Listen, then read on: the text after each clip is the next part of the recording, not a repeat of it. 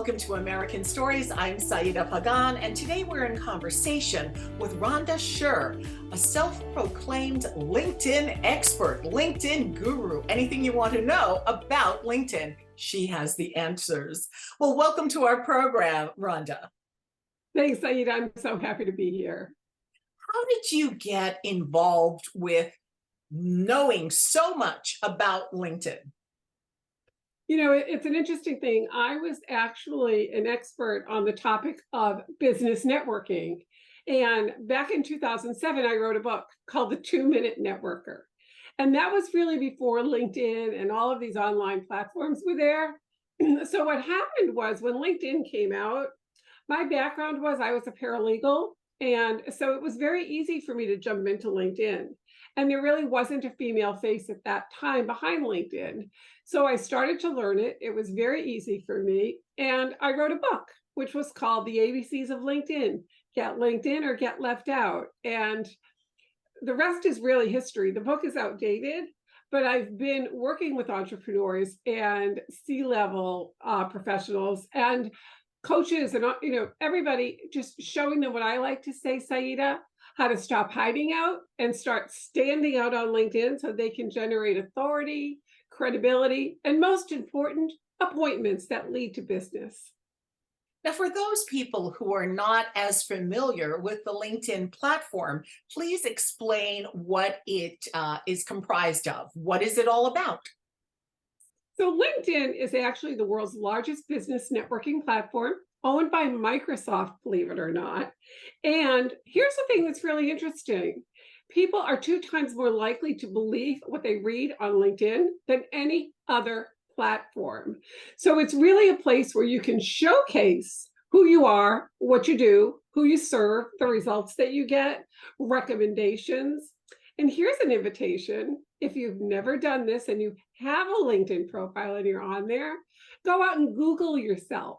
You will find 70% of the time, if you're on this amazing platform, that your LinkedIn profile shows up on the first page of Google.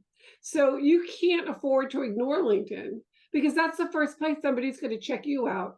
And it's where you should go to check everybody else out.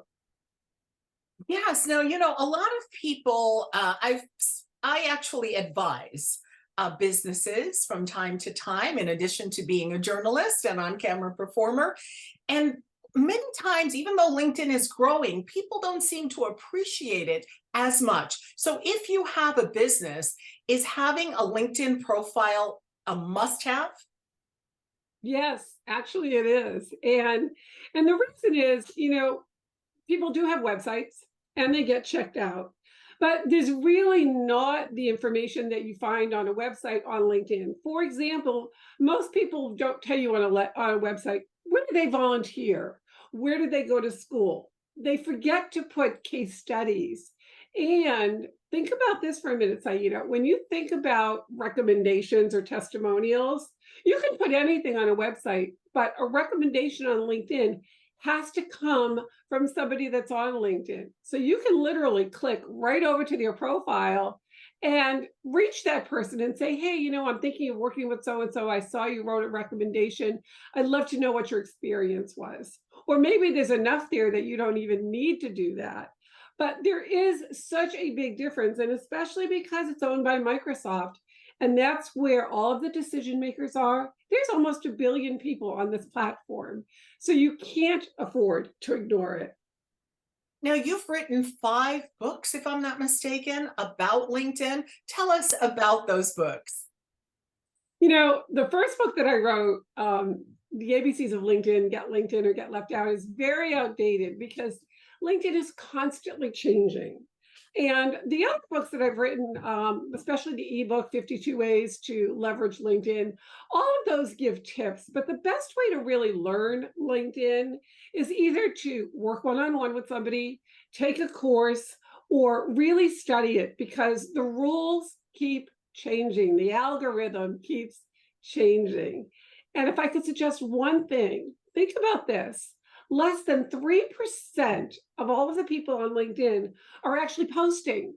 So if you want to stand out, be an authority, Start posting and start commenting on other people's posts. You'd be amazed at what happens when you do that. Okay, so let's get to the good part. Let's talk about some tips, some suggestions about how to use LinkedIn. So, most people are in what I like to call the LinkedIn Witness Protection Program. What does that mean? It means they'll never get found. So, here's the first tip. There's a banner on LinkedIn. If you don't use it, it's just plain blue space. Take advantage of it. Create a banner that's consistent with your brand. And if you don't have one, go to Canva, canva.com. It's free. Create one. The second tip is if you do not put a headline underneath your name, LinkedIn gives you one. You know what they say? It's your job title. You don't want that. You want to use every bit of space with your keywords to let people know what it is that you do. What's the result that you deliver? Maybe you want to be a podcast guest as well, or you have a podcast. Put that in your headline. So make sure you have a headline. The other thing is make sure your contact information is there. Oh my goodness, I can't even tell you how many profiles I look at and it's like, I want to talk to this person.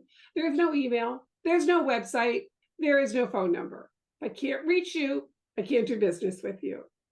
And then make sure all of the other sections of your profile are completed. Your about section should be in first person and it should tell your story. And use spaces. Remember, some of us are a little bit older and we can't read one long run-on sentence.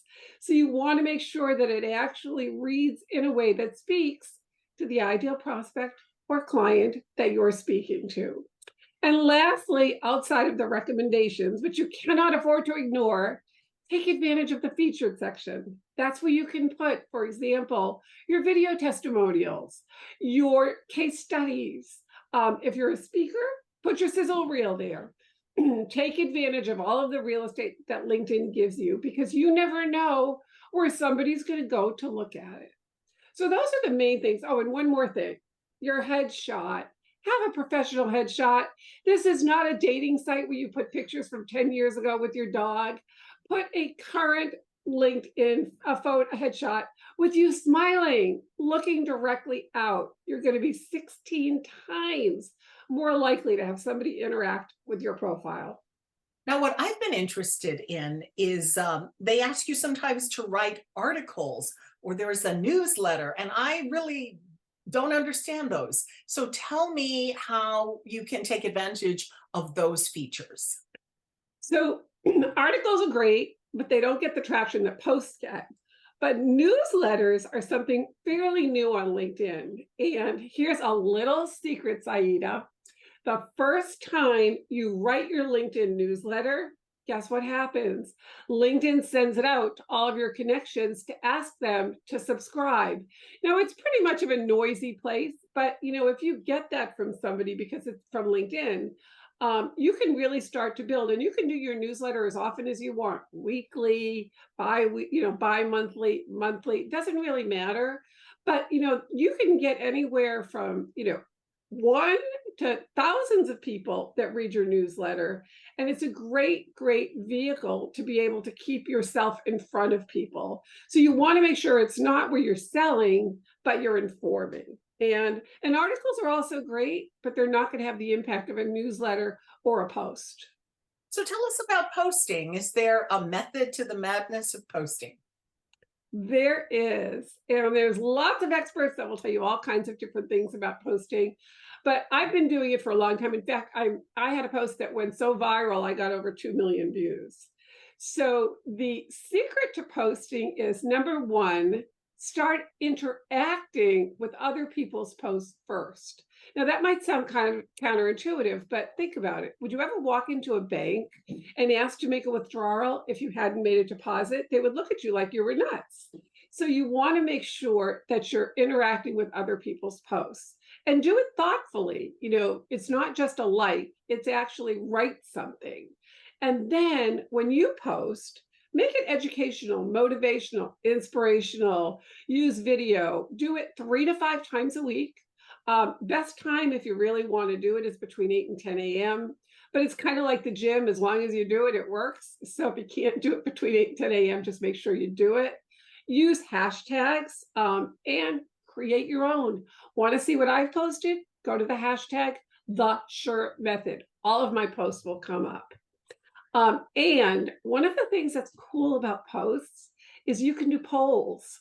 So maybe you want to know if people are interested in what you're going to be launching, or maybe I did a poll recently because I'd read an article about organ donation. So I was curious to see how many people actually were organ donors. And I was amazed that that post got over 100 and something people that actually, voted. And over 80% of them said they were organ donors.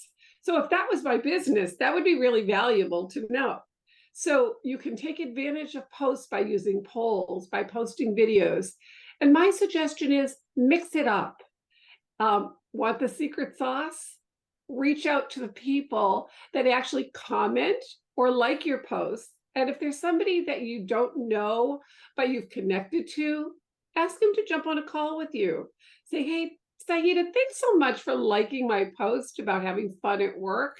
We've been connected since. Love to jump on a call and learn more about you. And here's the magic words. I promise we'll keep this call in the no sale zone because nobody wants to be sold to. And that's kind of the short mini version of posts. Now, in addition to writing the books, you actually do one-on-one advising sessions. Tell us about that. That's my favorite thing to do. And the reason is because I get to know the people that I work with. So I actually will write the profiles for people. And what I do is I take them from like what I call hiding out to standing out, right? Positioning them as the only logical choice for the product or service that they have. So the Sher method consists of 3 Ps. The first one is position. How are you showing up on LinkedIn? I cannot tell you how many people I've worked with that look like they're looking for a job, and yet they're CEOs of companies. So I make sure that number one, their position, their message is clear, their branding is clear. The second part is the prospecting. That's the second P. And that's where I work with my clients to find the way that they want to reach out. Some people want to do it through Sales Navigator, the paid version of LinkedIn. Others want to do it because they have so many first level connections and they don't know them. So we craft a strategy to be able to have them reach out with whatever their goal is. If it's to generate appointments, or maybe it's to take them to a landing page. And then the third part of it is actually through the posting, because through posting, you can actually generate a lot of authority and also generate appointments. And then the final P is profit. And that's where somebody that's been following you for a long time, you've been interacting with them, you've had an appointment with them, and they say those words that you love to hear. Saida, how do I work with you?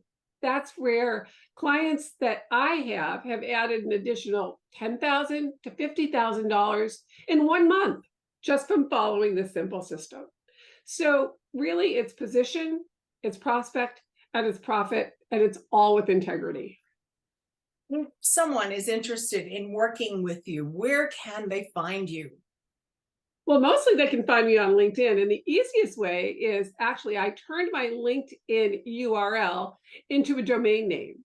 So they can go to linkedinrhonda.com and you'll see there's a little call to action there, book a call.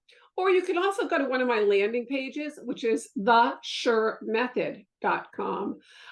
If you Google me, many years ago, my kids thought it would be really funny to Google the moms.